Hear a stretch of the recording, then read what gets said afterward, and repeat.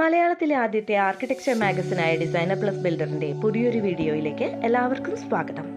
രൂപത്തെക്കാൾ ഉപരി ധർമ്മത്തിനും സുസ്ഥിരതയ്ക്കും പ്രാധാന്യം നൽകി 57 സെന്റ് പ്ലോട്ടിൽ രൂപകൽപ്പന ചെയ്ത ഹെയ്വ എന്ന വീടാണ് ഡിസൈനർ പബ്ലിക്കേഷൻസിന്റെ ഈ വീഡിയോയിലുള്ളത്.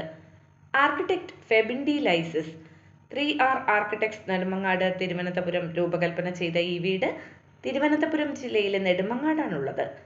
ആർക്കിടെക്റ്റിന്റെ സഹോദരനായ മെൽബിൻ ഡി ലൈസിസ് ആണ് 3416 സ്ക്വയർ ഫീറ്റുള്ള ഈ വീട്ടിലെ ഗൃഹനാഥൻ.